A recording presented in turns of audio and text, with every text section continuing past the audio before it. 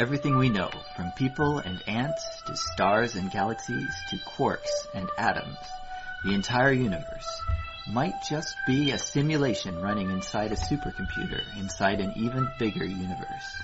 Ancient philosophers said that the universe is a dream that we're waiting to wake up from. In this dream world of the imagination, anything is possible. All cultural items, from the dreams of our rodent-like ancestors, to books, to television shows, are merely permutations of the reality we think we live in. Today's age of computers and video games places simulations at the center of our cultural consciousness. A select group of us perform simulations for fun and profit, and we call them games, role-playing and otherwise. We live to run simulations. Join us on the Simulationist podcast as we explore our culture of simulations. Okay, hello and welcome to another episode, or welcome back to another episode 6 of the Simulationist podcast. Today is October the 16th. My name is Josh Trelevin. I'm Ryan Kirkby. And here we are. All right. Do you want to discuss the topical thing with the... The topical thing. Yes. Because this is happening in 2012, so I guess it won't be so topical if you're listening to this in the far off year of 2015. It'll be, I think I remember hearing that. Okay, so for the listeners, then we're starting off with some news, and I believe Ryan has a news story. All right. Well, it happened actually in July. It's only now being discovered, but there was a man, and he decided to try and feed the ocean. It was basically seeding with iron-rich particles to create an algal bloom. He convinced a native tribe on the Haida Gwaii Islands, Queen Charlotte Islands for those who aren't up to snuff on this sort of thing. He convinced them it was to help out with the salmon populations, when it seems to be really he's kind of a madman. He seems like one of these comic book villains. So he was feeding the ocean. He dumped 100 tons of algal effect. We'll call it algae food, because what it really did was that it just caused a large. It's an algae bloom right now that you can see from space. Okay, so the algae bloom, he did this because he was going to make the fish eat the algae and make a lot of fish? That is what I think he was trying to tell to the First Nations people. But in discussions with him, from what I've seen on the various news stories, he mentioned that these algae would, eat it all up and, up to the phytoplankton, and the phytoplankton die, go down to the bottom of the ocean, and the carbon that comprises them would be sequestered away, and thus he should get money for the carbon credits. Which, I don't know how that helps salmon out at all. So it seems the salmon angle was merely a way for him to get more money from another party. I see. Well, I was almost going to say he's definitely a villain. Like, he is a villain, but... He did break UN laws. And he broke UN laws. Okay, he's kind of like a super villain. But I always have to, I think you said this before, but every villain is a hero in his own eyes. So I always have to imagine, what goes through his head. Why is he trying to do this thing? Well, he did make mention for the carbon credits, so it seems like he's doing it to get money. But he did have to invest $1 million to do this. Yeah. Of his own cash, apparently. So I don't think carbon credits are going to get you $1 million+ bucks back. Right. So he's almost like a free market, kind of hero, maybe like a Richard Branson kind of deal. Well, Richard Branson can be a little off, but this guy it seems like something you'd encounter in a comic book. It's like, I will seed the ocean on a scale 100 times greater than that has ever been attempted before. And it's oh no, now Superman comes and saves the day. That's kind of how it sounds like it should end up. Should have been Superman. So how much... It could have been Batman. Batman could do that too. He could stop them before they dump it. You know, Spider-Man might be able to do it. Well, no, really, it should be like one of the environmental heroes, like Captain Planet or... We could go with Animal Man from DC, because... Aquaman. Oh, yes, Aquaman would work very well. That would be a wonderful thing, because then you could work out how the scientists who have their head on their shoulders are saying that this may actually lead to higher ocean acidification and may wind up doing ultimately more damage than good. So, yes, I could definitely see this being like a nice Aquaman one, and then you get to see it from the other side's perspective. Why are you guys dumping this in my backyard? Yeah, so, okay, so how many... It was hundreds of tons, you said. Hundreds of tons of this stuff. Yes. And he just went... I imagine, like, the ocean's pretty big, so it has to be pretty easy to just drive a boat out into the middle of the ocean. He took it a couple hundred kilometers off of the shore of Haida. Yeah, so you should be able to do that, I think, well, at least off of Canada. You should be able to do that without being seen. But without being seen by sonar? Because if we are doing things right over on the West Coast, there should be sonar tracking this sort of stuff. Okay, I have no idea how far we can track things with sonar. Oh, sonar works very good for long scales. We can watch the entire ocean? Not quite the entire ocean at this point. We're always working on developing the technology better and further, especially with the passive stuff. Okay, so assuming they can see that there's a guy out there with using their sonar, assuming they can see, like, couldn't he just say, oh, well, no, I'm just a fishing boat, or I'm just a pleasure yacht, or something? Well, see, here's the thing, though. I mean, it wasn't just him. Nobody takes 100 tons of nutrient-rich material out to sea. That boat had to come from somewhere, had to be going somewhere, had to have the tracking records when it goes into dock here and there. There had to be other people manning the ship, and there had to be at least one other person who knew what was going on.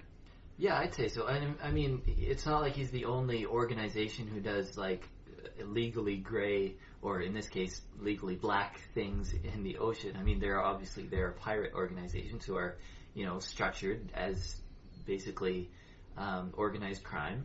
That's what pirates are nowadays. But there's also things like Sea Shepherd, who are like kind of pseudo-environmental, pseudo-legal people who kind of get together and they organize fairly large fleets, and large as in more than one boat. Yeah, proportionately large. They're not like the Navy or anything going on. The American Navy, the Canadian Navy ain't that big either. Yeah, which might be one of the problems why this was allowed to happen. But he has this man who did it. He had a business that tried this in other areas. It was named like Planktos Incorporated. And let's face it, that's just what we're going to call him. We're going to call him Planktos, the Eco Wonder. Wonder? I don't want to say terror, but maybe... Well, he didn't really terrorize anything, and what he's done is definitely qualifies under the realm of wonder, because he has right now caused an algal bloom that is visible from space. If I can remember the news reports well, it covers something like 10,000 square kilometers. Wow. It is massive. So let's just be clear. Like, we'll call him Planktos. We don't approve of Planktos. We think he's a bad guy. Well, I do approve of his ultimate ideals for what I believe he's trying to do for creating, and sequestering carbon as an innovative idea. His clear flouting of the law has my condemnations. Okay, yeah. But as always, I think it's best to perceive a person. No person is 100% evil. No person is 100% good. Oh, yeah, you're right. There are just people who do bad and good things. Yeah. And the whole thing settles out in the end. So yeah, they weren't able to, nobody was able to see this coming. But he's done this on the Canary Islands. He's tried this in the Galapagos Islands. Well, he has a known history. Why wasn't there some sort of eco watch on him? Where were the people who routinely watch on this sort of stuff? He bought 100 tons of phytoplankton fertilizer. Well, where are the people? I don't even know where you would turn. Is there an international? There's got to be something tracking this sort of large purchase quantities. If you purchase a decent amount of fertilizer, the feds, if you're down in America, the FBI, if you're up here, it's CSIS, they will be on you. They will be looking at everything you do because you might make a bomb. You can buy 100 tons of phytoplankton fertilizer, though, and nobody says, whoa, what's going on there? Well, I think you're right, but I think, in a lot of ways it took the events of September of 2001 to kind of wake up a lot of North America's security. And in a lot of ways it hasn't, reached they haven't had the correct response to it. Well, they've been doing it with the fertilizer for a long time, because those of you with the actual long memory will remember a sponsored attempt at the destruction of the Twin Towers back in '94, I believe, that involved a large van full of fertilizer and manure that they were going to use as the homemade bomb thing. It wound up not getting anywhere. The people were able to find it and stop the whole thing before it ever hit fruition. But yeah, mid '90s, they'll track that sort of stuff. Yeah, and all I'm saying is that it takes a big event to stir a nation into action. I don't know if there's the thing about ecological events is it doesn't kill anybody instantly. But it might kill everybody slowly. It might. I mean, they had... Do you remember the chemical spill that they had in India? Oh, the Bhopal disaster. Yeah. Yes. And because the company went bankrupt and the other one bought it out. What was the name of the other one? It was one of those big name ones we probably actually shouldn't mention. So I guess it's a good thing I can't, off the top of my tongue, get it. But because the new guys picked it up, they said, oh, it's not our problem to deal with. And so it's actually still causing problems to this day. Yeah, exactly. And so I wonder, ecological disasters don't seem to provoke the same sort of response as kind of terrorist disasters. If it's not a big boom, and rather than a slow boom, it doesn't get the same attention. Yeah, It's it's too bad. I mean, I think it just simply requires a different level of problem solving. But okay, now here's where this actually relates in to the topic of the simulationist. Okay, I don't want us to stretch too far, but I want to hear how you can do this. All right, now before this, anybody trying something similar had done it at maximum 1% of what this guy's done. To do what Planktos has done, it was something that you would have had to imagine. That's why I kept saying it sounds like something from a comic book. But now that it's something that has actually happened, has a real-world precedent, do we have to change what our concept of fiction is for this sort of eco-actions? I'm not sure I understand the question. Do we? Let's work it another way. At one point in time, nobody believed you could run a mile in a minute. And then somebody did. And then several people did. And suddenly it was a 4-mile minute. And people were breaking that. 4-minute mile? 4-minute mile, yes, okay. Oh, I was off by a factor of 16. Wrong way around. But yes, all of a sudden people are running all these great rapid speeds that was previously thought unattainable by humanity. For a person to run that fast was the realm of fiction. That would be like a Jules Verne thing, the man who could outrun a horse or this or that. No, now it's real. It's considered expected. If you can't do that, you're not making it anywhere near the Olympics now. So we had to readjust our perception of what is reality and what is fiction. And so now Planktos has done the same thing. Planktos has broken through the barrier of what was previously considered, non-sanctioned ecological. I don't even know what to regularly call this thing. Do you call it like an eco-disaster? It hasn't really met into a disastrous end yet. Is it eco-villainy? Because he clearly broke the law. Can we call it just eco-villainy at this point? Well, I like eco-villainy. That's a good word for it. It breaks into the realm of fiction. But, I just want to point out, as I look, I'm a creature who lives on the internet, and I look at things happening all the time, and I see these kind of futuristic things happening. The way I see the world is that we're always breaking into the realm of science fiction. Like every year there are new milestones passed. Yesterday a dude broke the sound barrier. Jumped out of a balloon or something, or yeah, he was up higher than planes fly. Just jumped out and rocketed down, wound up breaking the speed of sound, then landed with the use of a parachute. It's not like he just, kind of tucked and rolled at the end. And that's the next milestone. No parachute. Yeah, let's hold off on that one for a while. Well, I'm not doing it anytime soon. Yeah, I'm going to want a decent landing spot before I'll ever consider that. But he did. This Planktos guy has changed how we perceive what is the boundary of fiction and the boundary of reality. Well, I don't know. I mean, he just dumped a whole bunch of material into an ocean, and people have spilled thousands of, tons of you oil. You can think back in the 1940s, they only caused an out-of-control nuclear chain reaction twice in the wonderful nation of Japan, and that was dropping 2 nuclear weapons. The amount of killing done in a split second, okay, we'll make it a couple of minutes there because there were some other waves of radiation and force going out there. Yeah. But the amount of killing done in such a short period was previously thought, you just can't do that. Nobody can kill that efficiently, that quickly, that horribly and monstrously. And then they did it. So we had to change things. And that's how we came up with the word Megadeth and eventually the band. Really? Megadeth came from the atomic bombs? Well, coming from people considering, well, geez, now we have to start recording deaths, not just, in like how many people died here, there. We have to start tallying them up in the millions. It's not just a couple people dying here, there. Not a massacre involving a few hundred. It's 1 million people dying. Wow, okay. Now I'm depressed. Let's talk about... But how do you think this plays out? Because it works. I think we can move this over somewhat similar to D&D. In 3.0, they had the beast category, They had beast, magical beast, and animal. If you had special powers, you were clearly a magical beast. Yeah. If you were, an average thing like a cow or a cat or something, you were an animal.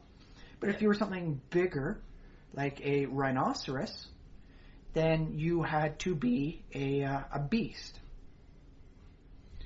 And they didn't really have this wonderful distinction between what's a beast and what's an animal. And so if something becomes extinct in the real world, does it change its D&D classification?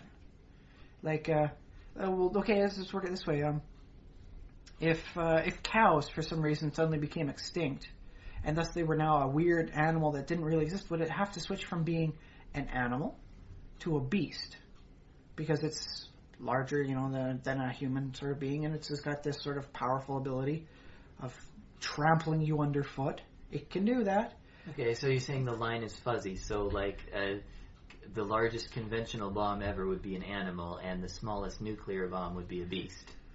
Well, here's the thing, is that according to the classifications they originally set up, if you were this, you had to go here, and if you were that, you had to go in this other category, but that was based off of other definitions, so that if the real world changed things out, we'll go with lions as an animal. All of a sudden, lions are extinct. There was a nasty virus, got through, killed them all out. It was horrible. Just absolutely tragic. The world mourned the loss of such a noble creature. Mm-hmm. Would you then have to switch it from being animal to beast because it's no longer an extant thing, and then you have to put it under the same classification as the dinosaurs? Because a dinosaur should be an animal, but it was classified as a beast. Well, I want to say no, because that's kind of where my gut goes. But maybe you do. Maybe, sure. Why not? Sure. But that's the same sort of thing. Is what Planktos did. That's now something we have to consider within the realm of possibility. That is something a person can do, get away with it, and nobody figures out. Firstly, July, I said? Yeah, that's 2 months. 2 months down the road. Sort of thing before people started realizing what is going on here in this ocean from the top of the world as we're looking down. What's going on with this huge bloom? What's causing it? No, man, it's just, now it's something that can actually happen as has happened. Wow, yeah. Now, mind you, this is the shifting as we progress. You can make the same sort of argument for the melting of the polar ice caps. The Northwest Passage was once thought to exist, but then we proved, no, dude, it's fiction. There's no actual waterway across the top of the North American continent for shipping lanes. Mm-hmm. And now, thanks to a record melting year, it looks like it may be a possibility of an ice-free Arctic at least part of the year. So the Northwest Passage went from fiction to potential reality. Think about that for a second. Well, I like that, and I like the ability that we humans have to kind of look and like, how did we get, like, at what point in our past did we get the ability to kind of prognosticate, and be able to say, like, one day, or maybe there's a continent on the other side of the world, or something like that, like pose these amazing possibilities, and then discover if they're true or not. Maybe this goes all the way back to the Greeks, I don't know.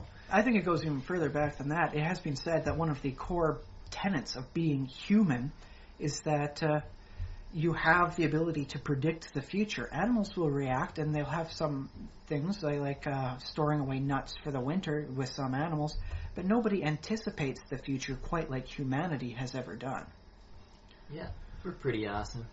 Well, yes, we do have our highlights. And then we go do something weird, like jumping out of, a bubble higher than planes can fly, and putting huge amounts of algae food in the sea because we think it'll help, with no definitive concrete proof. And every chance it'll wind up creating another wonderful dead zone in the ocean where nothing can live. Yeah, that is one of the outcomes. Yeah, think about that for a while. If he does that, I think we'll definitively call him an eco-villain, and then we won't have any other discussion about that. That will be fact. Planktos the eco-villain. But yes, that's a nice little topical thing, because I think it's worth mentioning and worth noting. Technically, we're living in the future, and what was once fiction is now becoming fact. How does that change your perception of reality when reality itself changes? Well, I still maintain that, what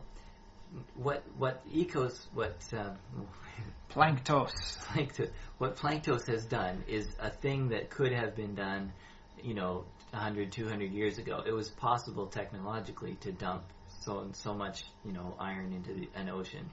The one thing that they didn't have, 200 years ago was they didn't have the science in place to be able to say that, there's climate change, we need to sequester carbon, etc., etc. So in that sense, it could only happen now because people would only think to do this crazy scheme now that we have climate change, and we know that it's happening, and at least someone has thought that maybe a solution is this. Someone has thought it through that far.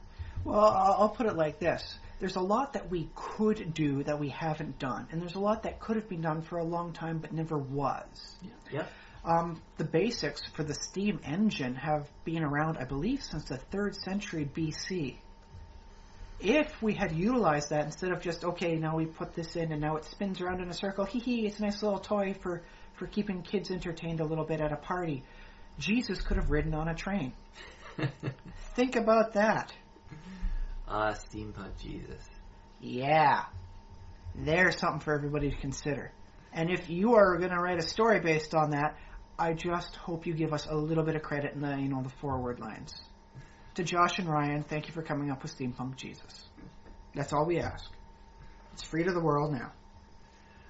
Oh, well, all right, but yes, enough of that? I believe it is. I think it's nice to know that, yes, reality is changing, and that's why it's so good to think about our fiction, because who knows before it becomes reality. Or something like it. I'm not saying we're ever going to go back to casting spells, and fighting things with swords. Well, you're not advocating for, halting scientific progress, are you? No, I'm all for progress. I just believe that with progress comes a diminished likelihood of swinging a sword to chop away at something while the guy next to you casts a spell or throws alchemy. Okay. Yeah. I think progress should be measured in sometimes progressing away from things.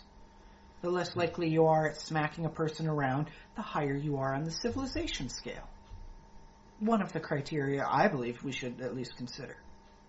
Okay. Fair enough. Even if it doesn't make for the best story sometimes. Let's face it, action sells. Oh, yeah. Yes, okay. So we're on to our regularly scheduled podcast. So I had a question occur to me. Is there value, or more value, in using an unfamiliar name for a creature than using the gnome. Like when you have a gnome creature, if you encounter a wolf in the woods, you know it's a wolf. You know it's probably not going to breathe fire at you. Now, mind you, maybe it will. I'm not dictating what you can and can't do in your campaign. But with the knowledge that a wolf is chances are not going to breathe fire at you, you have a situational advantage. You have a tactical advantage. So would it be better off to give them a name and say we'll go with wargs.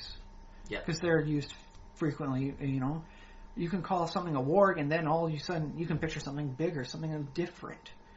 Well, okay, let me ask you this then. Like, say we have a scenario where we have a group of adventurers, and the DM decides that he wants these adventurers to face some wolves, but he's deciding whether or not to call them wolves, and whether they're going to be a little bit weird or whatever. But how does he present that? Like, if he has the villagers give them a different name, that's because obviously the villagers are going to be a little bit afraid of these creatures, and they're going to hate them, and they're going to have their prejudices. Whereas if they read about them in a book, or if maybe other adventurers come with tales. You know what I mean? Yes, okay, well, in that case, it would depend on the level of familiarity of the players themselves, or the characters as opposed to the players. If the characters all come from a city, they might not know a lot about what a warg is. So, in which case, you'd probably have to describe it with a decent amount of detail. If they're, more country, more, rural type folk, they've probably encountered them, at least seen them on the horizon, so they know about them, even if they've never fought one. Yeah, because as a DM, I've done the thing where you skirt around the name of the creature. I've done with carrion crawlers and with tendriculoses. Hopefully, if you don't know any of these, don't worry. But I'm talking about D&D monsters from D&D. Anyways, even trolls and ogres. I've said things like, it's a giant humanoid, like. And you skirt around the actual name of the creature. You try and describe it, but it's difficult to do on the spot. And I'm also trying to do it now. Well, and I like that you brought up the troll as one of the examples, because trolls are really one of the names that, for D&D players especially, gives you a very large inside lead into defeating them, into dealing with them in any way.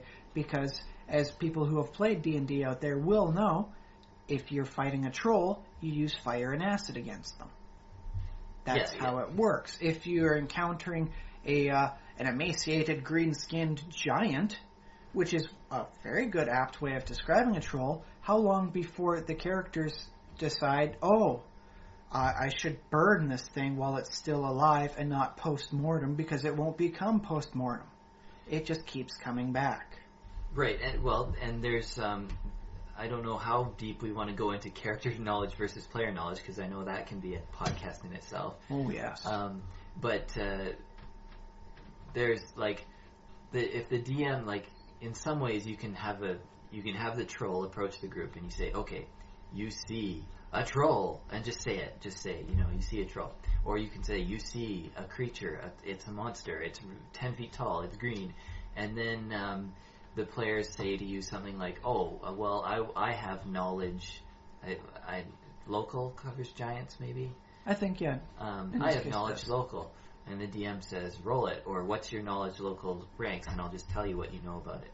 And so if they have enough knowledge, then they'll say, it's a troll, or it's known around these parts as a troll, or give it, and you were saying give it another name.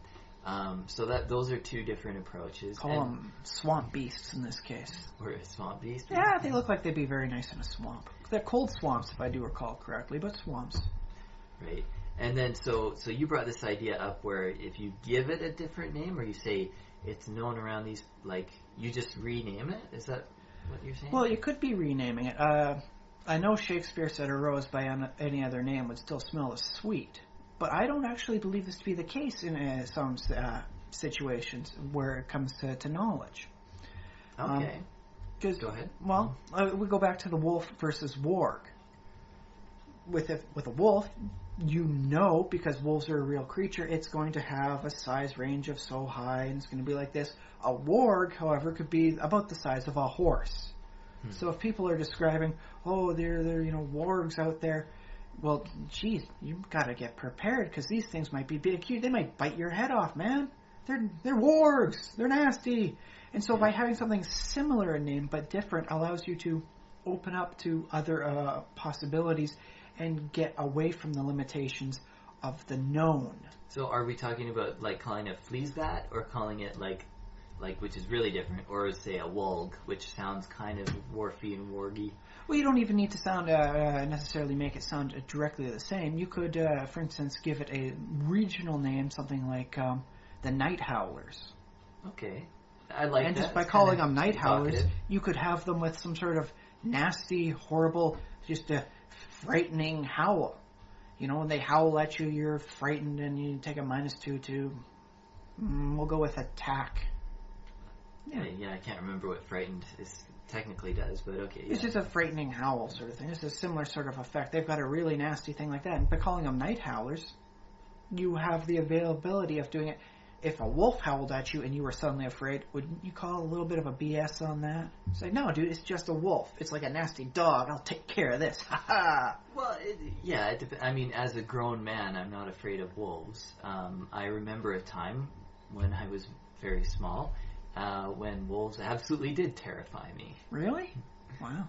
Because I grew up out in the woods. I was okay with wolves and coyotes. Ever since, 5 years old, 4 years old, you were fine?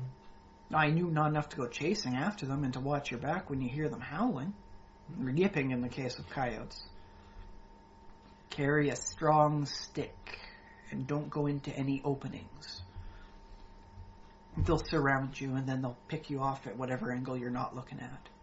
Which, by the way, should bring us to another topic eventually, the use of animal tactics. How smart can intelligence 2 be? But we'll save that for another. We'll put a pin in that one. Okay. Yeah. Well, if you want, you can make that your topic question. No, we'll save it for... I think we'll save it for now, anyways. It's a good question, because there's a lot that you can do, especially if you have knowledge of how they operate. But, there you go. Wolves in the D&D thing utilize a run and trip attack. They'll run up, they'll trip you, and then the other ones come in and, I guess, maul at you until you're dead. Yeah, sure. But wargs, I don't know, for all we know, wargs come up and they just go right for your tender underbelly and rip the whole thing out in one nasty, slavering mouthful. Ooh, they're nasty. Those are wargs. I suppose, I mean, in a lot of ways, like, the way you would represent that in D&D would just be they have a bigger damage die. I mean, unfortunately... They have the improved natural attack for a critical. They crit on a 19 to 20 in this case. Yeah. And because I guess wargs are one size larger, they're bigger mouths, so more damage. Which, to me, I mean, yes, it's scarier because they're bigger, but it's... You just make them stronger. You can make them the same size as a wolf, and then just make them extra beefy and nasty. Ooh, that'd be alright. Yeah. And then with their nasty claws for the whole thing, or their nasty teeth, they should be able to deal enough damage to routinely kill a peasant in a single bite. Or at least put them down into the serious negative hit points, in which case they could be seen as a genuine terror. They took out the guy in a single bite, man. Did you see that? They gutted him like he was a fish. Ooh. I like a world like that where you can you have man-eaters and then you have heroes to combat them. Yes, or at least starting out. Then you work your way up to bigger things. Yeah. But okay, now TV Tropes, the website, now calls this calling a rabbit a smearp. Okay. In that it works a lot in the space stuff. You don't want to have to create a whole new ecosystem every time you're writing a book for a different planet other than Earth that doesn't share the same history as Earth or something like that. So you have to come up with something kind of like a rabbit. Yeah, right. The Legend of Mana series has a creature called a rabbite. Instead of 2 buck teeth, it's just got 1, and it doesn't have any legs. It just kind of hops around like some sort of furry slime, really.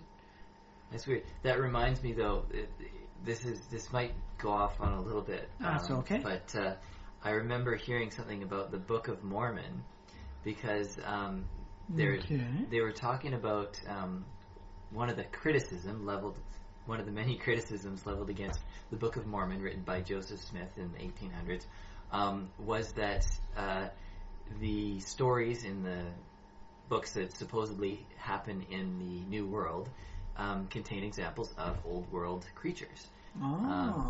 And basically the way they got around it was they said, oh, no, these aren't, they're not referring to Old World creatures. They're just giving them the same name, like giving the animals in the New World the names that they used for the animals in the Old World. Well, that is how we did come up with the buffalo bison problem.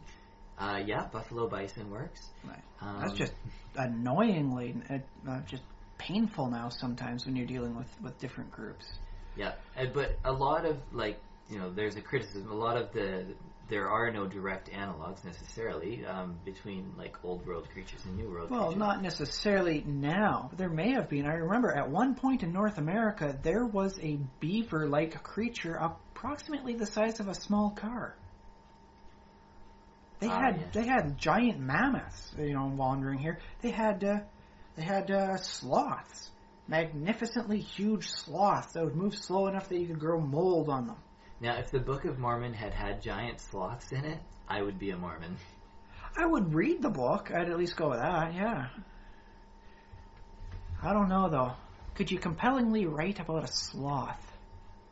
A giant sloth? I mean, these aren't the same sloths that live in the jungle and just hang around all the time. They are slow-moving. That is what makes the sloth a sloth. Otherwise, they would have given it a different name, unless they were just borrowing the name from a closely associated creature.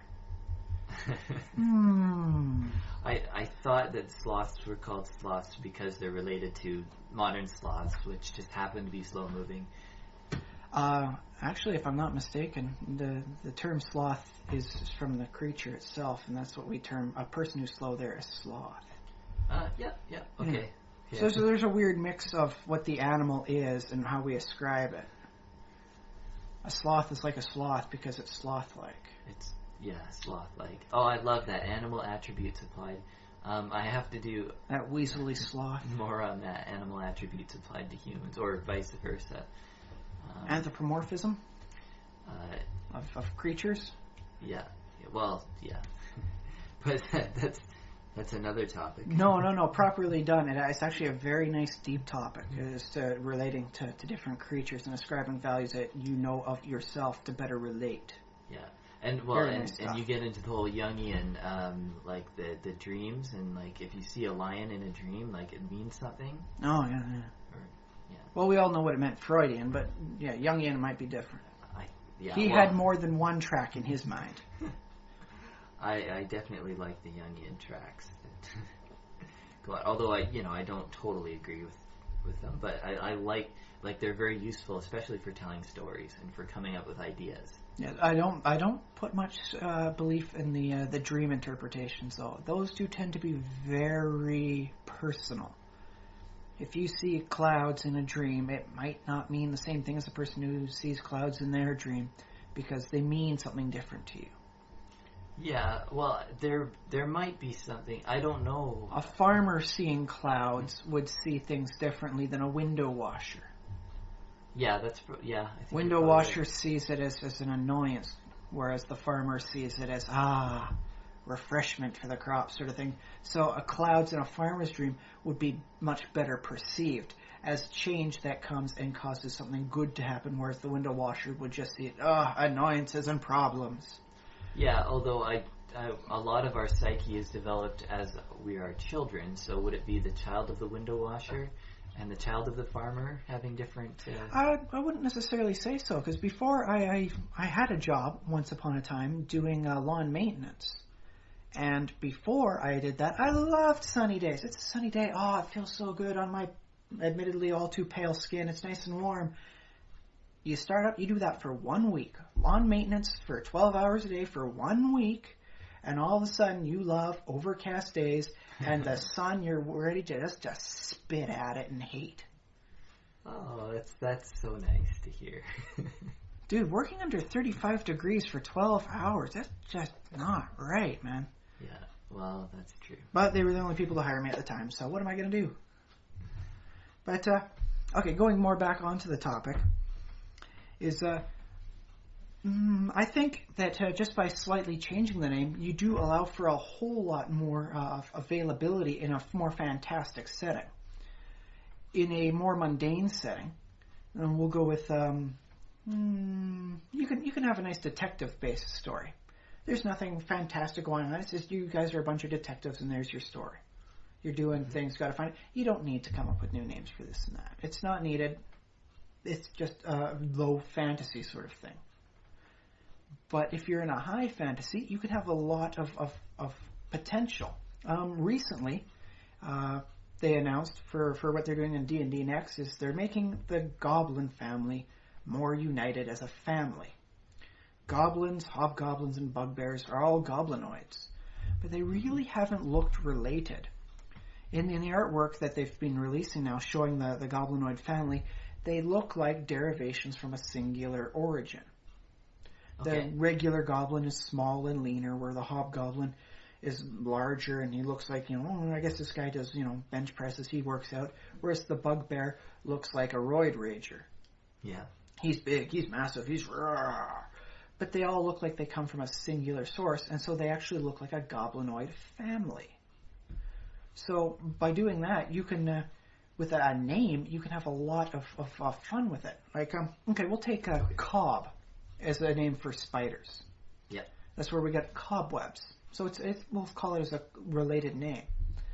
But by releasing the name spider from it and putting it Cobb, you can do different things that aren't spiderish, that don't actually happen with spiders. You can make them bigger. You can make them the size of a horse. You can have them do stuff with their webs that you don't regularly see.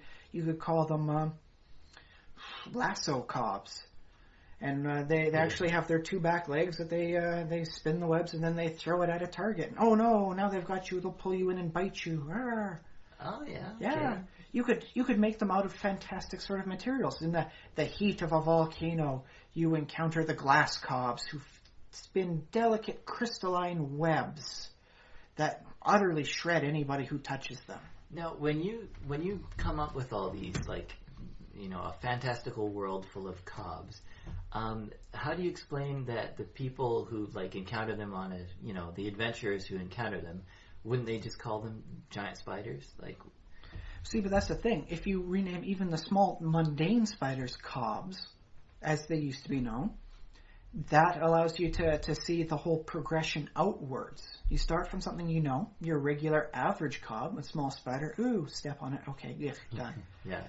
And then from that, you can progress with getting more and more off of the base. So, but in this fantasy world, in Cobb world, in the world of Cobs, you have the player characters, and they go into a dungeon. So, when you are if you drop a spider miniature on the table, and you say this is a cob, it is a lasso cob or whatever, yeah. But it's. I mean, you can refer to it as that. The lasso cob moves 5 paces, 5 squares to the right or forward, and so on. But the player characters are going to see a spider. So how do you get that into their mind? How do you instill in them that this is something different than a spider? About the same way you make a warg different than a wolf. You make it more, you make it different, you exaggerate traits that you want to emphasize. So you'd have to use the description, and it would have to be clearly, something would have to be non-spidery about it. Or hyper-spidery in this case.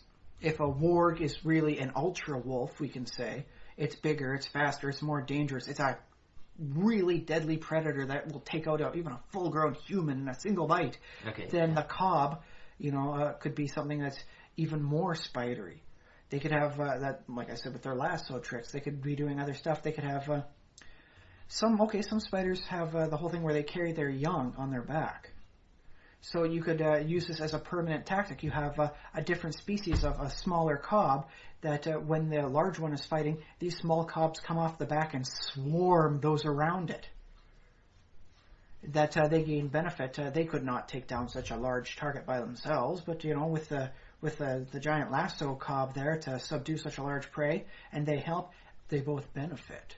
You can't get too close to the large lasso cob because the small swarming cobs will get you.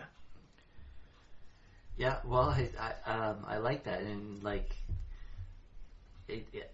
again though, it like as if we're talking about the D&D kind of world, all right, and the DM is saying Cobs do this, Cobs do that, Cobs do, I think that can accomplish your goal, but the players, well, here's one way that I think you might be able to do, because in the world of wargs, wolves still exist. Like, wolves might be, like, kind of lesser wargs. Yes, and I've never really liked that. It seems like they're doubling up on what they need. There's too much competition between the two.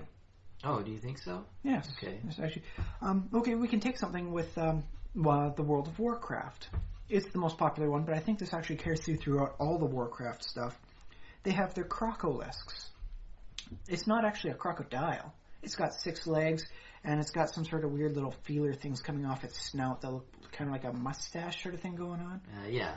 It more like a catfish type front thing that goes with it. Yeah. But by having the crocolisk, not a crocodile, they're able to change things, make them nastier, make them with nasty abilities.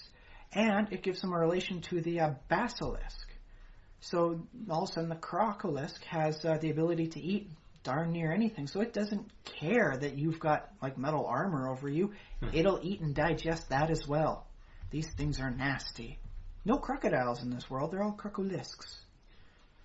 Yeah. And so by changing the name, you free yourself from that limitation of the real world. You allow yourself to slip down that hole deep into the realm of fantasy. Although, like, I mean, yes, they're crocolisks, but the reason that you kind of know that is because a little nameplate pops up above them and says, "This is a crocolisk. It has X hit points," and well, okay, granted on that one, but if you see a 6-legged reptilian creature wallowing in the side there, it's easy enough to hear that they're crocolisks from, oh, hey, I got my knowledge nature roll. They're crocolisks. Oh, my, that means, well, okay, what's going on? What's different about them? What makes them, so unique that they're not just a crocodile with extra legs? Well, but that's why I think that the world kind of, at least, like, World of Warcraft might not need crocodiles, but I think in a D&D world, if you, like, you at least have to assume that somewhere out there crocodiles exist. Why? Do they have to? Yeah, well, I think they do, because otherwise it's, oh yeah, this is this world's crocodile. Like, it's not... But let's face it, a lot of the regular creatures you could encounter out in the wild are kind of lame and don't really attack people. Unless you're living in, like, northern Australia, then anything will kill you, and it'll probably do so for no reason whatsoever. Yeah. It's Australia. They got some nasty stuff over there. Shout out to all our Australian future listeners. Hey, we love you, but I don't know if we're ever going to go there. Was it 9 out of the 10 most deadly creatures on the face of the planet live in northern Australia? Pay for my plane ticket and I will go. Okay. I'll send my wishes down with him. But, well, I mean, you're just being silly, thinking that every animal has to be fightable. I mean... Here, let's work it this way. Wolves don't naturally attack people. Yeah. For a wolf to attack a person, it has to be starving and very hungry. Cougars don't naturally attack people. They have to be starving to do it. And nobody really wants to run an encounter with, okay, you see a cougar at the edge of the clearing. I charge it. It runs away. It runs faster than you, so it escapes.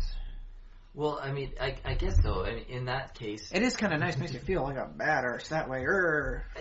And I think the game needs a little bit of that background where it's like, oh, the world does have these animals, these wild and fantastical animals in there that you don't necessarily fight. I mean, it doesn't have to be like every time you see an animal, it doesn't have to be, a fight. It's just, oh, there's a cougar over there. I think I've done that before too. Like, you see it, like, often it's like deer or, you see a rabbit and it runs away or something like that. I do throw that in just as a little, like, how long does it take to say that? About less than 2 seconds, and then you're done.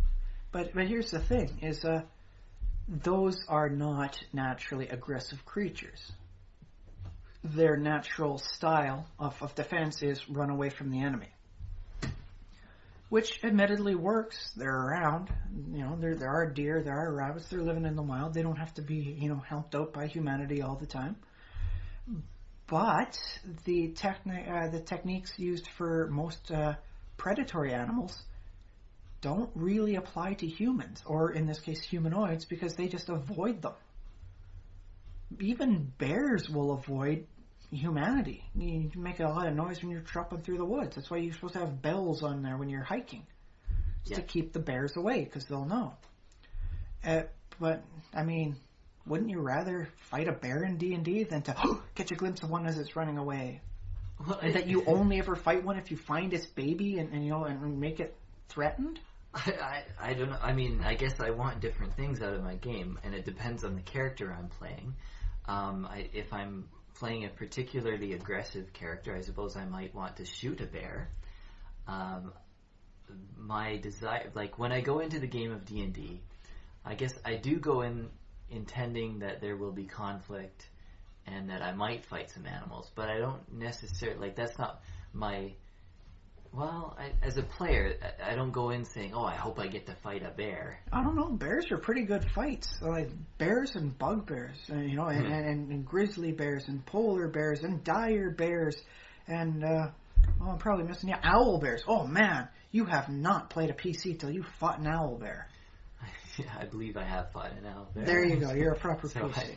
I guess I have that achievement somewhere in my past. But that's why we had to create at one point something like an owl bear. Is an owl actually that much more additionally lethal to a bear?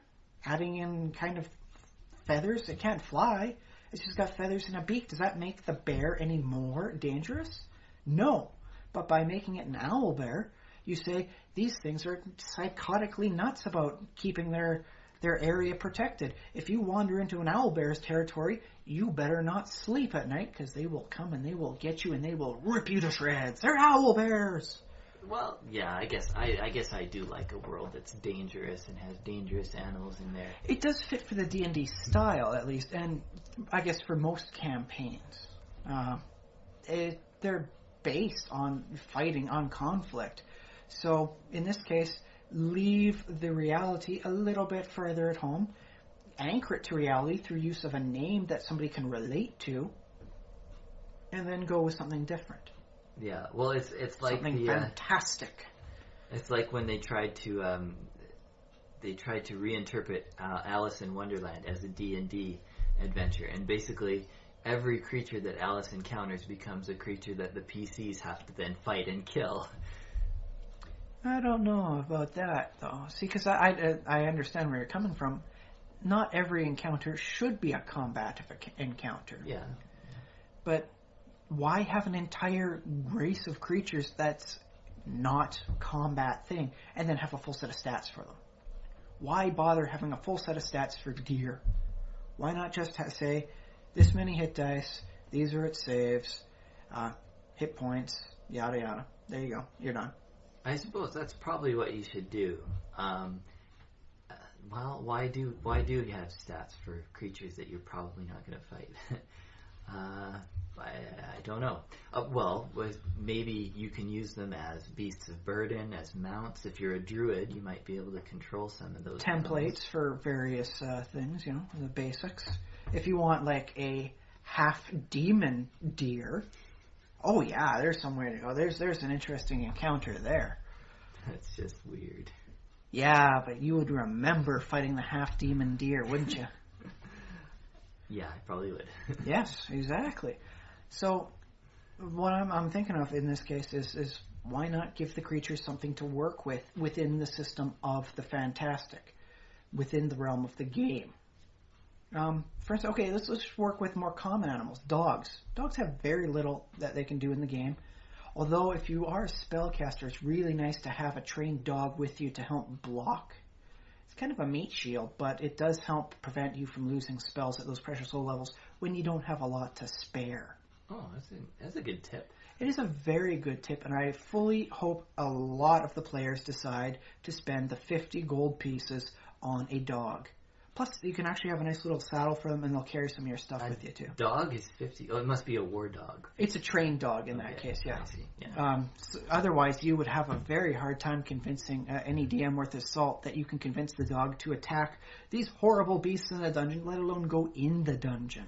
I imagine, though, like, an untrained dog would be pretty cheap. All you have to do is, you don't have to buy it. You just have to bribe, like, a wild pack with some meat and have them follow you around. Oh, as a biologist, I can assure you it takes a lot more than just that. Oh, okay. Yes, there's a lot going on that differs from your wild canids to your domesticated ones. Okay. So let's say feral. How about that? Feral dogs.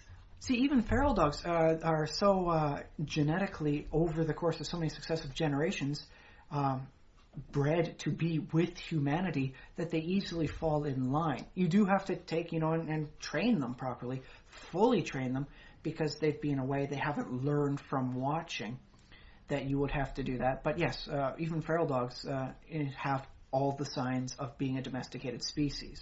Okay, let me see. Okay, so if you're a wizard and you're first level wizard, you could get go around the village and get some village dogs. So not necessarily feral, but they don't belong to anybody, so they're basically free. Free, or you probably want to spend a little bit to get them decently outfitted, put a nice little backpack on them, spend some time with them, I think would be the largest criteria.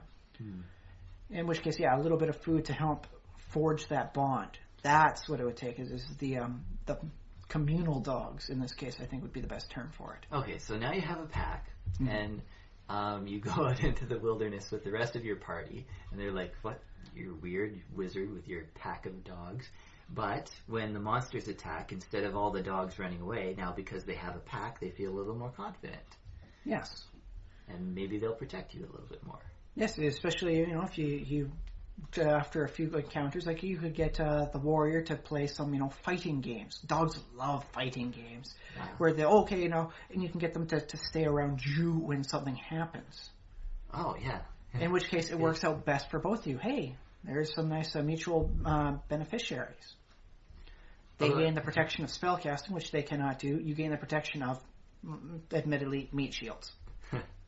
Yeah, but they're your friend. And yes, there's a lot to be said about them being nice companions, too. Because it's just, let's face it, if you're going out camping out in the wild, it's nice to have a dog with you. It's really nice. Because if you can't find any other food, you can always eat them. Yes, there is that downside.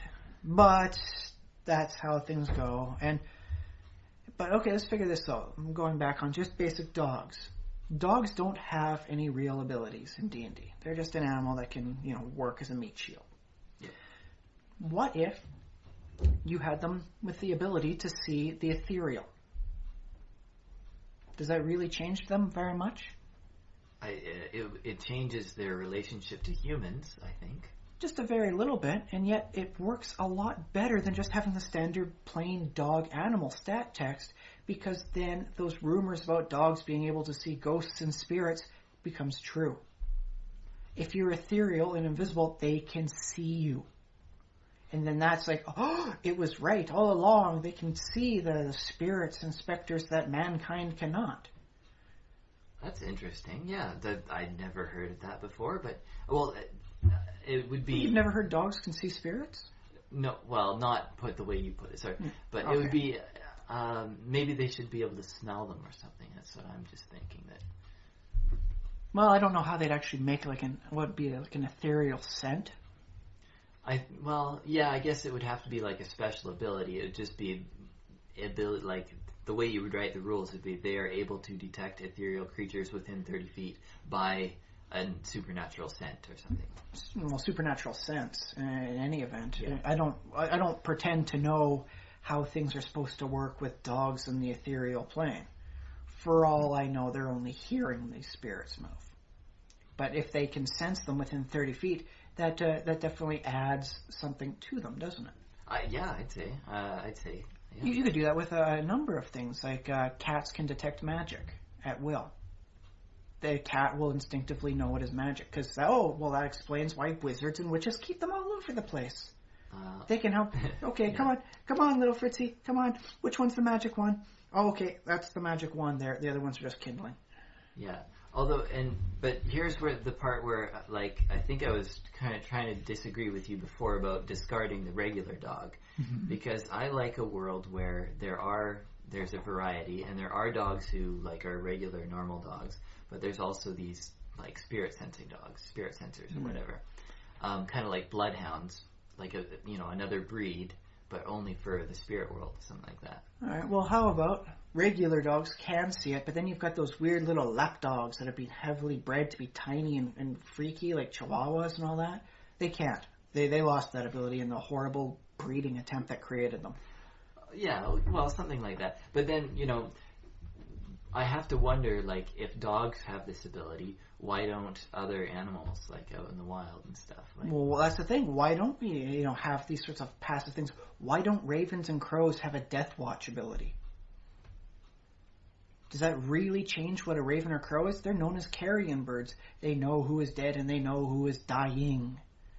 okay, yeah, I like this. I'm enjoying this. Yeah, and so that way you could mention, like, after a particularly nasty battle, people will be able to see which people to go out for on the field of battle. It's like, no, there are ravens on that one, so that means he's dead.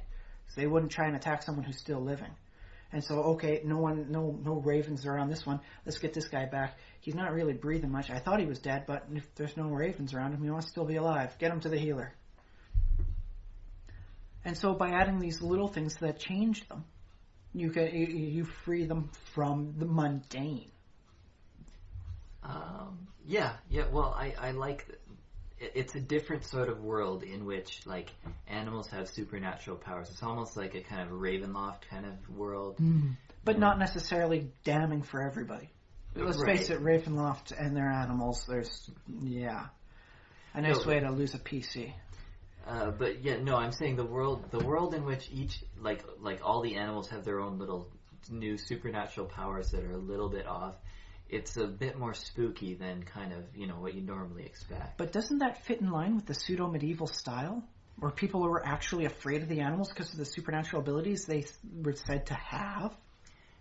Yes and no, because, the D&D world takes that and it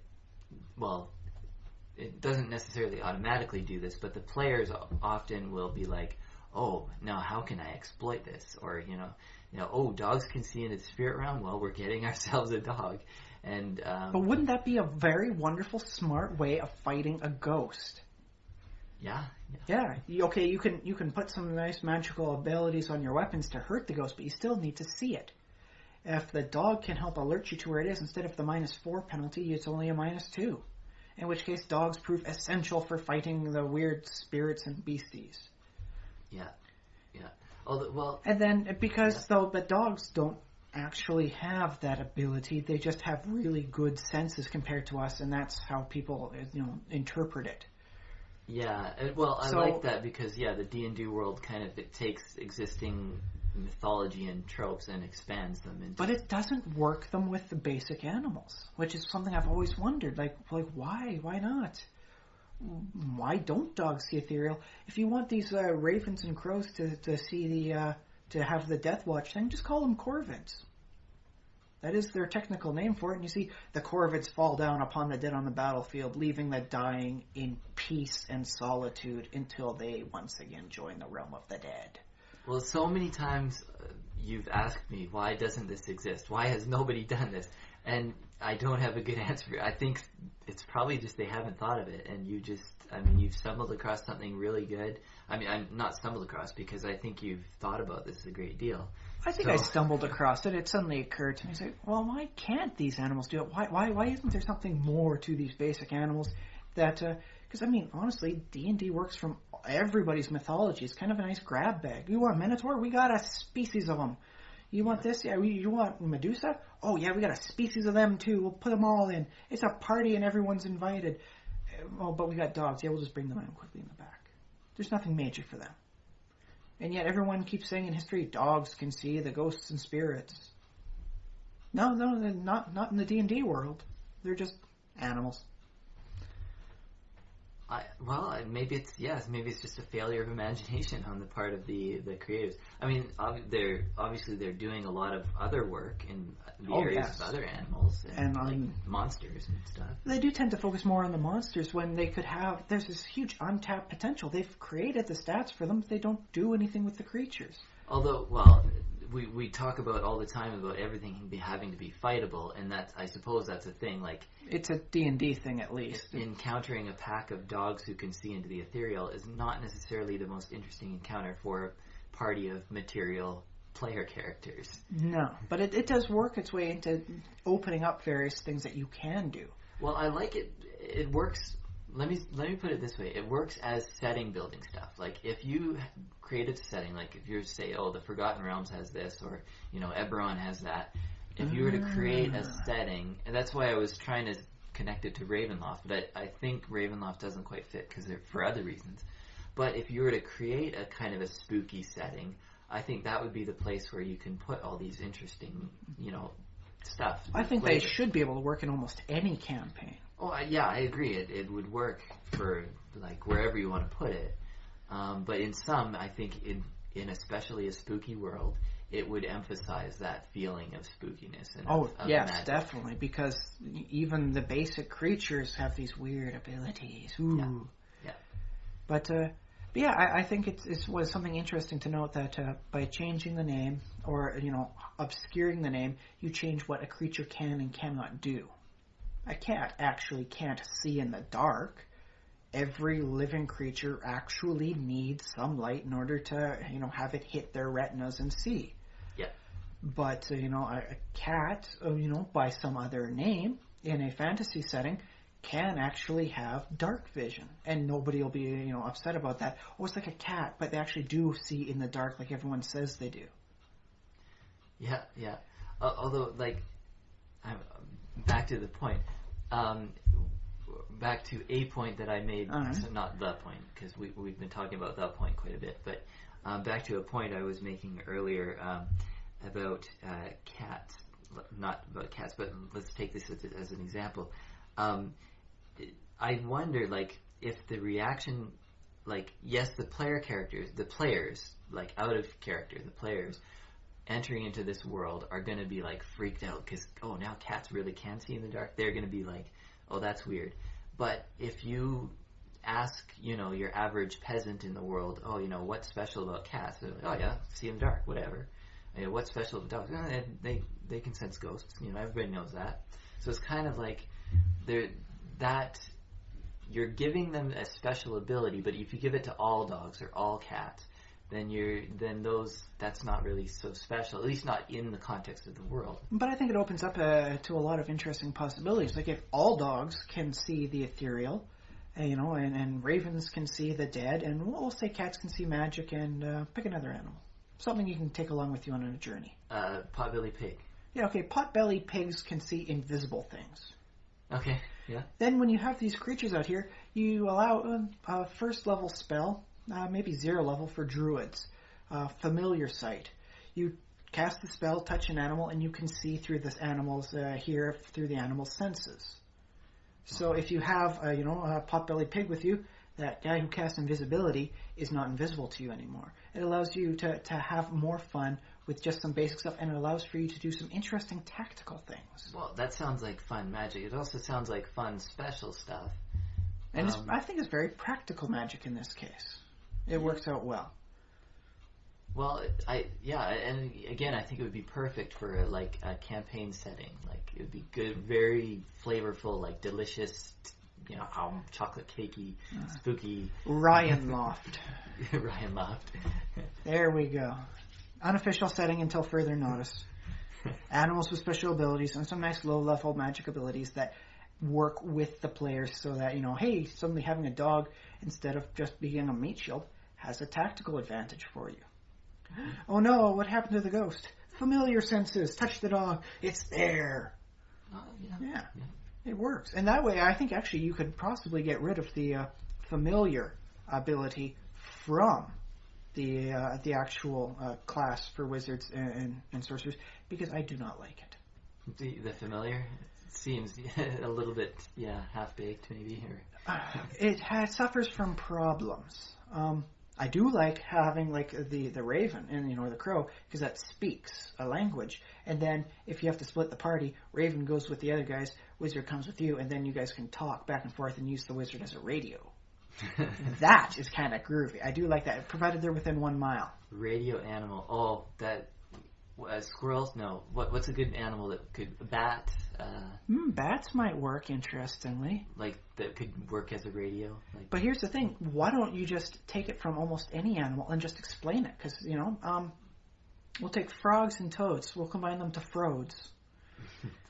Yes, Froads. That's the name of them. And all Froads are known to be in link with another. That you hurt one Froad, the rest will know about it. And then they'll croak all night long at you, an angry thing. I don't know, maybe they got some poisonous spit, so they might spit at you or something. I don't know. It's a weak poison, something. Okay. But all of a sudden, And then if you want to talk through distances, you just have, your Froad go, and you just, have 2 Froads, one each, and you cast your senses, and then you are connected up through the Froadal network. So if you want to communicate with somebody, you each get a Froad, and you have to, poke it or, inflict pain on it. Well, not necessarily. If you have the spell I mentioned, the familiar senses, then you do that, and then you can see how they see, and you can know how they do their talking together. Then you could, if you, you poke your Froad, mm-hmm. and then, whoever has any other, all the other Froads in the world will croak if you poke your Froad. Not necessarily.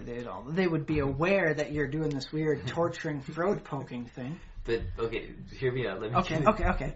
And then, so you could have, a kind of, Morse code. Morse Froad. Okay, I shouldn't have gone there. No. That works very well with my déjà vu, which I will elucidate and actually write up sometime. Time-traveling kung fu, the feeling you've kicked this ass before. Trust me, it will be good. It will be popular. Yes, in Morse Froad. So, it could work out. You could have a nice little magic item. All you need is a living Froad. And then, if there's another Froad and such a thing through so many miles away, then, tapping them will act on the other. And that's a very groovy way of doing it, because then you have, something that's very setting-specific. It's like, oh, yes, I remember that setting. It's the one with the weird, frog conversation stuff. Froad is the proper name. I don't know if that's a good thing. Not necessarily, but at least it's something that brings the setting to life instead of making it just another 2-dimensional style. Yeah. Okay. Yeah, there we go. Well, I guess I'm sold on naming animals weird things. I think there's a lot to be done with it, and especially because a lot of the stuff we discussed don't actually add anything to a creature's challenge rating. A dog being able to see the ethereal doesn't really make it any more dangerous. Just, it doesn't make some creatures more dangerous against it. Well, I want to point out that also a lot of animals almost fit into the kind of equipment and gear kind of section of, that's where they should have gone in the book, kind of, because they're useful because they're almost like tools. Well, especially stuff like mules and all that sort of thing. Yes. They're backpacking things that can go almost anywhere. So you take them when you're looting a place. Yeah. So they're basically they're halfway between threats and equipment when we talk about as wild animals and whatnot. Yeah. Well, I mean, if you aggravate a horse long enough, it'll become a threat. Just ask any farmer on that one. They can be dangerous. But okay, so I guess I do have to end this with saying that I think the best thing you can do for adding these wonderful extra abilities to more mundane animals is giving them more passive abilities rather than something clearly offensive or maybe defensive. Yeah, well, I like that for Fleshing of the World. Yeah. It does seem to add flavor. And, honestly, I'm picturing a world now where it's slightly more creepy to be out in the woods. It's no longer, dude, it's only a challenge rating 2 average for woods. What do we got to fear? We're level 3. So, but they're creepy animals, man. Who knows what the deer have? And let's not get into what we could do with plants. Oh, trust me, D&D has worked very well over the success of stuff about plants. Although I think there's some very nice passive things you can do with trees. Where just things happen, you're not certain if the tree is actually alive. Like if you remember discussing or even reading the whole dark areas of the woods of Tolkien's worlds. Yeah. That the trees were kind of alive. They never said the trees, oh yes, they get up and move and they dance around you and stuff like that. No.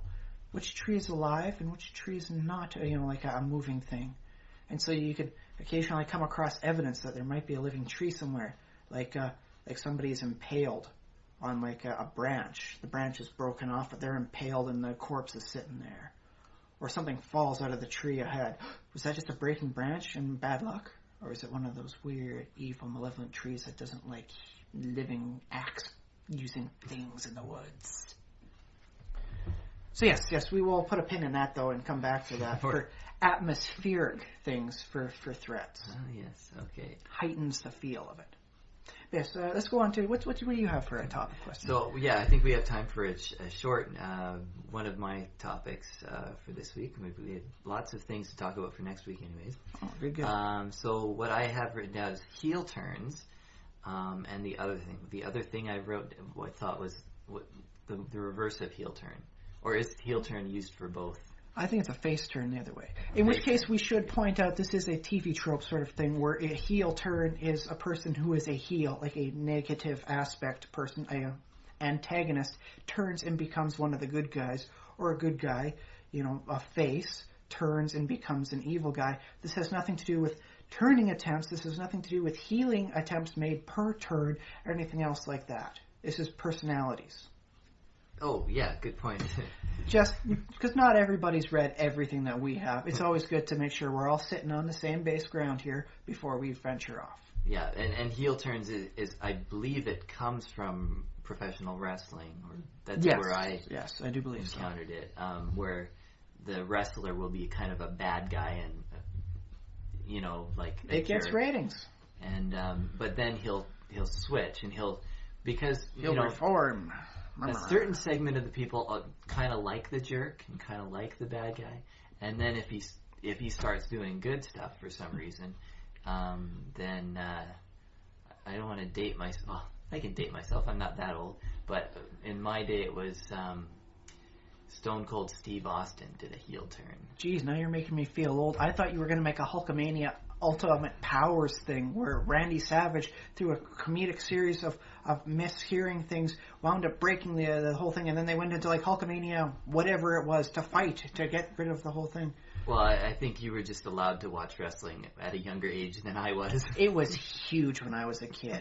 Yeah. The video store could not keep the Hulkamanias in. There was always someone renting them. Unfortunately, in my house, well, I don't mind that much, but wrestling was not a thing that we watched in my house growing up. It wasn't exactly seen as very good either, but for a rainy day, it was definitely something entertaining. Oh yeah, and I have that opinion now. I would have my kids, if I had kids, I would have them watch all the wrestling they wanted. I would be slightly more hesitant for them to watch it now than before because they are getting more into some of the TNA type stuff. Like I remember the Hulkamania, especially because they had a thing where the female part of the Ultimate Powers group, took off the top to show a bikini. It was like an 80s bikini. So don't be thinking too skimpy here. Okay, I got it. But it's still, I got the picture in my head. To distract the enemy guys, so while the good guys made their move. So now there's a lot more of that because TNA sells. So I would be a little more hesitant for my kids to watch it without properly, explaining to them what's going on and why this isn't really appropriate for the real world. And yeah, okay. Don't do this in the backyard on the trampoline. Yes, exactly. That's the sort of thing. Because you will break something. There's a very good likelihood. Yeah. Okay, so let's see. How was I going to spin this topic? I think heel turns, there's something that you use, and they're kind of a cop-out in terms of writing because the character has to change and, become something different. And it's not necessarily I don't know, people don't change without some impetus. Well, I think, first of all, it is a bit of a cop-out, but I think it's one of the more necessary cop-outs because villains are more entertaining than heroes. If you're a hero, you have to abide by certain restrictions. Yeah. You have to have a certain, limit. Villains are unrestrained in that aspect. and you don't necessarily see what's going on in their heads.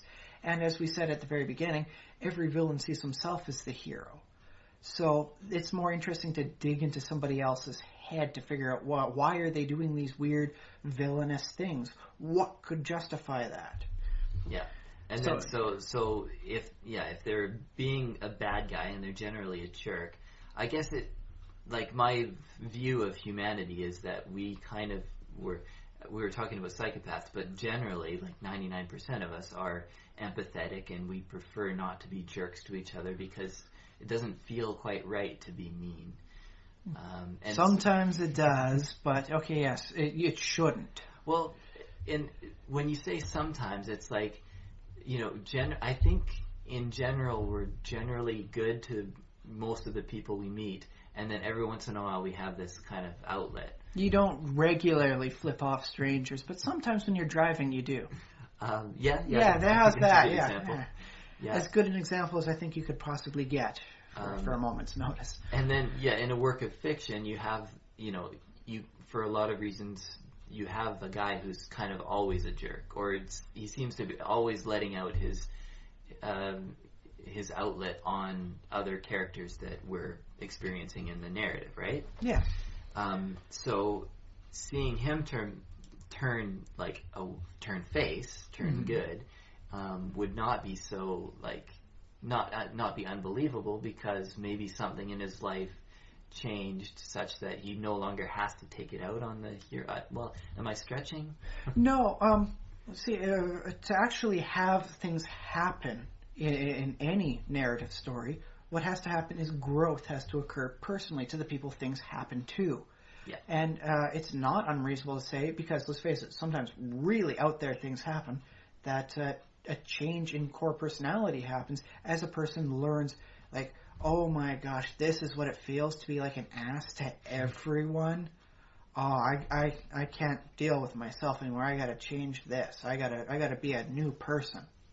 Yeah, well, often what you'll see in the heel is you'll see him change kind of reluctantly, kind of like, oh, I hate babies, but now I'm stuck with this baby. And he's like, I don't want to be good. I hate being good. And see, but here's the thing. Another reason why I think it's a bit of a cop-out is because it necessarily has to assume that there's some sort of dividing line between good guy and bad guy. Or girl, in this case, woman, whatever. I'm just going to use bad guy because it's easier than having to cover every possible gender and transgender combination. Please bear with me. So, it's saying that basically, after a certain point, you're no longer a bad guy. You're a good guy. You've crossed this objective threshold. When really, I think a better writer would see it as more of a continuum. There is a good deeds happening and bad deeds. And a person can be ranked according to what good deeds and bad deeds they've done on this. And so, by saying, there has to be faces, there has to be heels, you're limiting yourself to just these two things when you could have a whole panoply of different people, different levels of asses, and different levels of saints. Yeah, well, I like that. And although, I must point out that readers, when they are very quick to make an impression of a character. Like, if a character does something that they perceive as, unjustly bad, they'll say, oh, that's a bad guy, kind of deal. But a guy who does something both bad and good becomes an enigma. And that is, what's going on with him? You want to learn more about him. That's you want to read more. That's compelling. There's a tension in the character, and that makes you want to, So, is the guy, oh, yes, okay, so he's with a baby, but he's scowling around it all the time. So, but he's got a baby with him, so that must mean he's like a decent guy, right? Well, then why is he shooting these guys gangster style in the back of the head with the baby on his hip? Yeah. And why is the baby never crying about it? Da-da-da-dun. There's your end story. The baby is perfectly calm, even when you're firing off firearms in the other hand. Why do what comes to mind? There was a movie about Kick-Ass, that. Yeah. With the guy with Hit Girl, the guy with his daughter who's he trains to be a superhero. There was another one about a guy who had to deal with a baby. He's a big gunplay thing. There's a lot of gun fu in there. I'll have to look that up. I can't remember what it was. Was it something with Dwayne "The Rock" Johnson? I think it was with Jason Statham, actually. Jason Statham. There's carrots in there too. I think if I Google the terms later on, I'll be able to get it. Or maybe that can be a fun exercise for the listener. Google up baby carrot gunplay. See what you get. Switch it to alternate languages. See what sort of extra different results come up then. But that's why I think it is a cop-out, just by assuming you can only have the one or the other. But I think it's a nice way of showing the change between the stuff. Yeah. So one of the more necessary of less realistic stuff. Because let's admit it, most people won't change unless they have to. After a certain point, your personality is largely set in stone, and unless you have the sheer amount of willpower to overcome you are not going to become someone better, someone else. Yeah, and I like that because that's something I kind of believe and feel about humanity, is that we are resistant to change, and yet, stories, like the fundamental essence of a story is often, how does this character change? Like, what happens to this character that forces them to change, you know? Oh, yes. If you had a character that didn't change between their stories, you could be perceived as one of the worst writers to try doing anything. I mean, without, changing from your actions, you're in this horrible, weird, static state, which is very definitely removed from what we perceive as reality. Although, there are genres of stories where characters... I mean... Does Archie ever really change? Or does he change in every episode and then just get reset? That is why Archie is eternal, is because he keeps going back. But he does learn something. Like, each little cartoon he learned he should not be so weird at throwing things around in Mr. Lodge's house. Now he has to work extra time to pay for that Ming vase he smashed. Right. And yet that happens, I am willing to believe, unless they're putting out all new stories all the time, happens maybe about 3-4 times a year publication-wise. So think about that. He never learns, and yeah. Although I suppose you might be able to make that the whole "I don't learn from my experiences" an interesting defining trait of a non-human. Like if you were to have a robot, that's a good way of defining their personality, because they are a robot. They don't have the standard human, I learn from my experiences. The robot says, I follow these instructions. Yeah, well, that'd be good. I mean, and then, the desire then from the reader becomes like, I want this robot to change, why won't it change? And then you can relate to it as a machine, because it's faced, why is this computer barking down on me again? Why does it not learn? Because it can't learn. It's just a machine. Even if it's one of the new artificial intelligences, it's still following programming. It will never learn. Not truly. And so I think you could do some interesting writing from that angle. Yeah. And let's see. We have about 5 minutes left. I don't know if we should... Well, I just wanted to ask about the reverse. Can a good character turn evil? That might almost be another... I think that's very easy to do. It's just one of the nice morality things of showing the slippery slope sort of thing. So, just basically bad stuff keeps happening to them and wears them down until they're forget it. Yes, where is your critical limit threshold before you finally say, bah, and just start doing bad things? Yeah, so that's also an external force kind of working on the character to change them. Oh yes, I think that's a nice way to rate it. I think you could even make that the name of the book. John Goes Insane. Is that not the plot of The Shining? No. Although there's another book called John Dies at the End. I don't know if that's similarly named. John Dies at the End? I think that's what it's called, yes. But yeah, you could just name it, something like Fred eventually shoots someone. And then just write a nice short story about the horrible day Fred has before he finally flips. And then in a case it becomes a character study of how much horrible stuff, deserving or undeserving or combination thereof, works together to break down a person or a mentality. So it could be interesting. Definitely has something to work with. I mean, I know Remo comes up next month, so... Yeah, I'm weeks away now. Definitely in that mindset of thinking of how to write good, interesting stories. In that case, might want to put a pin in things before we end, and potentially want to discuss starting things. Starting things? Because let's face it, the intro to a book, if the intro is not good, are you going to want to get past the first chapter if it's dull and boring and monotonous and not really, it doesn't have any hook to catch you? Well, I think the intro has to be like a story in itself. Like, it has to be very contained. Like, there has to be a conflict that is, a tension that has to be resolved, like, immediately. It's like a mini story, basically. Well, yeah, but there has to be something to get you, sort of thing. I've read books that have no hook. Person comes in, talks with their wife, gets a letter from somebody, they read the letter. There's nothing going on. It seems like a very ordinary day. I'm sure somewhere down the road in the next chapter, horrible things happen. No, I just couldn't get there without that initial hook. And I think it's the same way within a lot of fiction. Because a lot of D&D defaults off to starting with, you're in the tavern. Well, The Hobbit starts off. Doesn't The Hobbit start off with, a bunch of dwarves knock on his door and have a dinner party? Technically, it starts with Bilbo sitting out smoking this pipe weed, and Gandalf comes and sits down as they make wonderful shaped smoke rings and Gandalf's magical shaped stuff as they talk about various things before, his impertinence upsets poor Bilbo's fragile sensitivities, and he says, "Good day to you," and you can take that any which way you want. Oh, I remember that. Yes, see?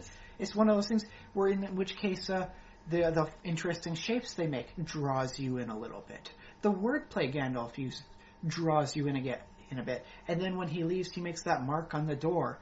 That draws you in a bit. Yeah, but, in itself, putting a mark on a door. In which case, the first chapter is in itself a mini story. It's the best way to start an actual story is with a short story. Yeah, I think that's how. But I think we could fully expand that up into various tips and tactics to use, because let's face it, D&D doesn't necessarily work the same way as written fiction does. Definitely doesn't start the same way that all movies can. Right. Well, it's D&D. There's a school of thought within D&D that says, in order to get started, and I've done this before. I've said, everybody roll initiative, we sat down at the table, and there's none of this tavern stuff. It's just everybody roll initiative. The dry opening sort of thing where it starts mid-battle. Well, I mean, not necessarily mid-battle. I guess it starts at the beginning of a battle. There's no talking or it's just roll initiatives. Get ready. Which I think is a very nice way of doing it, and it definitely breaks the mold. So I suppose if you want, we could make this a topic for next week, and we'll come up with some various stuff. Like what was the openings that you remembered? What happens here? Which ones didn't work well? And all that sort of thing. Okay, so next week's topic, we're going to talk about openings. Starting. Okay. Starting your fiction in various formats. I think we can do that, right? Yes. We will. We'll make sure to write that down for ourselves so we don't disappoint our listeners. Okay, so I guess, that's going to be it for another week of the Simulationist podcast. Thank you all for sticking around for just over 90 minutes. And give us money. Anything else last to say? Keep your stick on the ice. Thank you, Red Green.